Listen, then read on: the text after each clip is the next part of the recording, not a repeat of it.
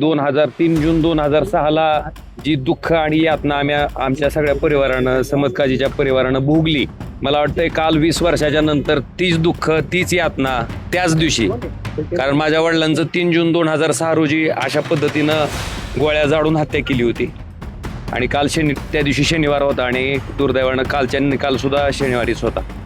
ह्या गोष्टीचं दुःख वाटतंय की सन्माननीय कोर्ट म्हणतंय की हत्या करण्याचा उद्देश पण होता, म्हणजे मोटिव्ह प्रूव्ह केला कोर्टात.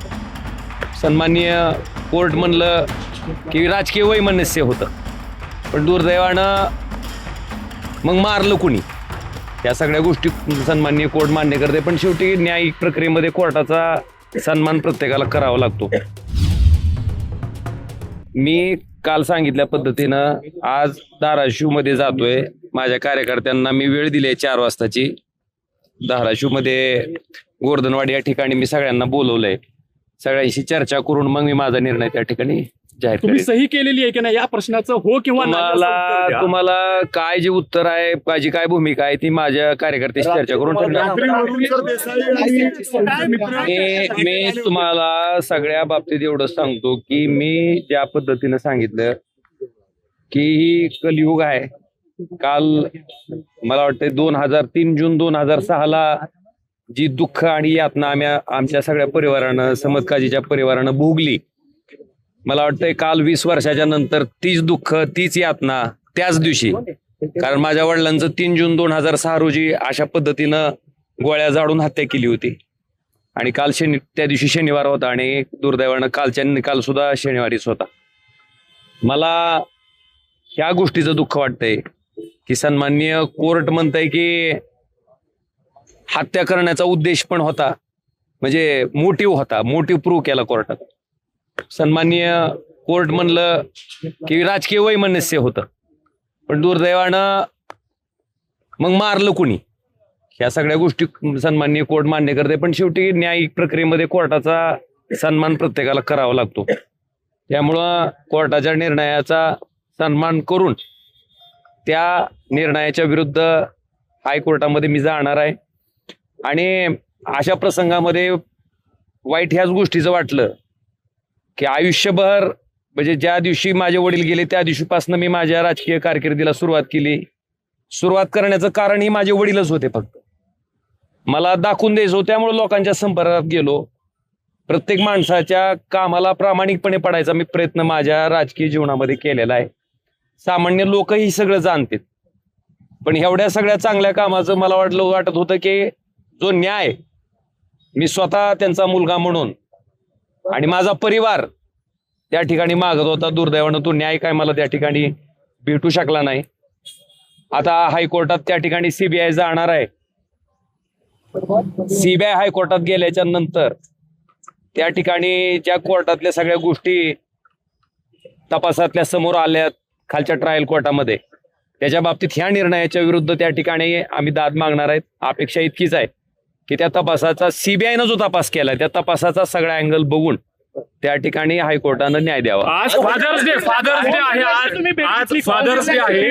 फादर्स डेच्या दिवशी तुम्ही तुमचा निर्णय घेताय, तर या सगळ्या योगायोगाकडे कसं पाहता? आज फादर्स डे. लक्षात घ्या, माझ्या आयुष्यात माझ्या राजकारणाची सुरुवात, माझ्या राजकीय जीवनाची सुरुवात करण्यामागचं कारण ही माझ्या वडिलांची हत्या होती, ती राजकीय होती. आणि ह्या जन्मात तरी त्या माणसाचं राजकारण साध्य होऊ द्यायचं नाही. त्यांना दाखवून द्यायचं की एका माणसाला मारल्यामुळं त्या ठिकाणी तुमचा राजकीय विरोधक संपत नसतो, तितक्याच ताकदीनं राजकीय विरोधक तयार होत असतो. या एकमेव भावनेतनं मी त्या ठिकाणी राजकारणात आलोय. आणि हे मी आज सांगतोय असं ना, मी हे वारंवार सांगितलंय. आणि मग त्याच्यासाठी सामान्य माणसाच्या संपर्कात आलो. आज सामान्य माणसानं मला आज इथपर्यंत पोहोचवलंय. त्याच्यामुळं निश्चितपणे त्या माणसाचा मला वाटतं पहिला अधिकार आहे, तर त्यांच्याशी चर्चा करून मला जो काही राजकीय निर्णय ठरवायचा तो ठरवू. सामान्य नागरिकांनी तुम्हाला निवडून दिलेलं आहे, त्यांच्या म्हणण्याचं म्हणजे काय मान राखाल जर ते तयार झाले तुम्ही शिंदे?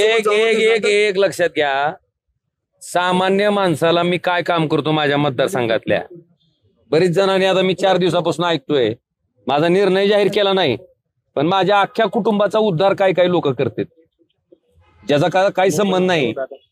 कारण ओमराजे ज्याच्या कामाला पडलाय, ओमराजे ज्याच्यासाठी झटलाय, ज्याला ओमराजे त्याच्या घरातला माणूस वाटतंय, मला वाटतं ती माणूस तर त्याच्या घरातल्या माणसाला म्हणजे त्याच्या कुटुंबातल्या व्यक्तीचा अशा पद्धतीने उद्धार करेल मला वाटत नाही. पण काही लोकांनी केला, सहन केलं, मी तेही सहन केलं. पण मला एवढंच म्हणायचंय की ह्या राजकीय प्रक्रियेमध्ये माझ्या कुटुंबानं नेमकं तुमचं काय वाटोळं केलंय, माझ्या कुटुंबातल्या कुठल्या व्यक्तीनं तुम्हाला त्रास दिलाय? बरं, माझ्या निस्त्यात चर्चेनं जर मी 3 दिवसात इतका वाईट होत असेल तर खरंच इतका वाईट आहे का मी? बरं, रील स्टार म्हणून माझी विनवणी करते. रील स्टार असलेल्या माणसाला लोक मदत टाकतात का? बैठकीला चर्चा सुरू झाली. आणि एक एवढं सांगतो तुम्हाला साहेब, माझ्या वडिलांच्या केसचा निकाल होता, 16 तारीख ठरली होती, 16 तारखेची 20 तारीख आली. 20 वर्ष आम्ही त्या केससाठी झटतोय. तुम्ही उद्धव साहेबांसोबत बोलले का? मी आपल्याला एवढं सांगू इच्छितो की जो काही माझा राजकीय निर्णय आहे तो मी धाराशिवला जातोय, तिथं सगळ्याशी चर्चा करेन आणि माझा निर्णय जाहीर. फक्त माझी तुम्हाला एवढीच विनंती आहे की इथल्या सोसायटीतल्या लोकांना त्रास व्हायला नका. आज सगळी चर्चा करून झालं तर आज, नाहीतर उद्या.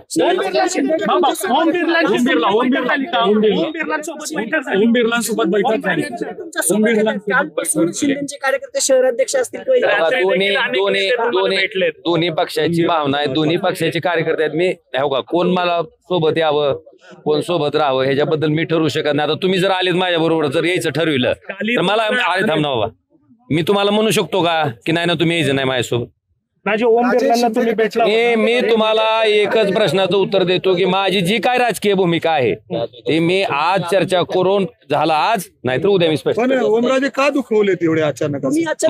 मला दुःख एक लक्षात घ्या, सन्माननीय उद्धवजी, सन्माननीय आदित्यजी आणि बाळासाहेबांच्या कुटुंबानं बद्दल माझं कधीच एक शब्द अवाक्षर जाणार नाही, गेलेलं नाही. पण दुर्दैवानं माझी इंटरव्ह्यू छापले तुम्ही. ठीक आहे, मी बोललो असेल तर तुम्ही छापा, पण न बोलताच तुम्ही जर माझी इंटरव्ह्यू तशा पद्धतीनं छापणार असाल, मला वाटतं त्या गोष्टीचं मला प्रचंड दुःख आहे, वेदना आहेत. मी एक लक्षात घ्या, साधा विषय सांगतो मी. लोकसभा असेल, विधानसभा असेल, ह्या निवडणुकीमध्ये निश्चितपणे लोक पाठीशी राहिले. प्रचंड पैशाची ताकद, सगळी ताकद असताना सुद्धा. पण ज्या स्थानिक स्वराज्य संस्थेच्या निवडणुका झाल्या, तुमच्या माहितीसाठी माझ्या लोकसभा कार्यक्षेत्रामध्ये जेवढ्या पंचायत समिती आहेत, जेवढ्या नगरपालिका आहेत, त्या सगळ्या ठिकाणी अख्ख्या लोकसभेत एक सुद्धा पंचायत समिती माझी निवडून येऊ शकली नाही. एक सुद्धा नगरपालिका माझी निवडून येऊ शकली नाही. मग खरंच आम्ही इतके वाईट आहेत का? मी असेल, आमदार कैलास पाटील असतील, प्रवीण स्वामी असतील, सोपल साहेब असतील, आम्ही 24 तास लोकांसाठी देतो. तुम्ही लोकांना विचारा, मी म्हणतोय म्हणून माझ्या शब्दावर विश्वास ठेवू नका. आम्ही लोकांसाठी उपलब्ध आहेत का नाहीत? आम्ही त्यांच्यासाठी काम करतो का नाही? मग अशा परिस्थितीत मशाल ह्या चिन्हावर उभारलेल्या आमच्या लोकांना पराभवाचं तोंड का बघावं लागलं? आणि इतकं वाईट, माझा आज सोमनाथ गुरव नावाचा कार्यकर्ता धाराशिवमध्ये निवडणूक लढत होता, 3ऱ्या नंबरला जावं. 24 तास लोकांसाठी उपलब्ध असणारा कार्यकर्ता, मला त्याच प्रश्नाचा शोध घ्यायचा आहे. मला एक लक्षात घ्या, मी तुम्हाला एक सांगतो, पक्ष नेतृत्वाबद्दल कृपा करून तुम्ही मला म्हणू नका. शेवटी आमच्या कामावरच मत टाकणार होतो ना तुम्ही, का आम्हाला हेटाळलं? का आमची हेटाळणी, आमच्या कार्यकर्त्याची हेटाळणी का झाली? आणि एक लक्षात घ्या की प्रश्न आहे माझ्या मनाला, त्या लाखो कार्यकर्त्याला प्रश्न आहे की बाबा आम्ही निष्ठावंत होतो, आम्ही तुमच्यासाठी उभारलो होतो, आम्ही काम. बरं, असं काय ड्रग डीलर आणून उभा केला नव्हता मी. माझा माणूस गुन्हेगारी पार्श्वभूमी असणारा नव्हता, लोकांसाठी काम करणारा होता, लोकांसाठी झटणारा. आणि ऐका, असं सगळं असताना आमच्या लोकांना पराभवाचं तोंड पाहावं लागलं, ही वस्तुस्थिती आहे.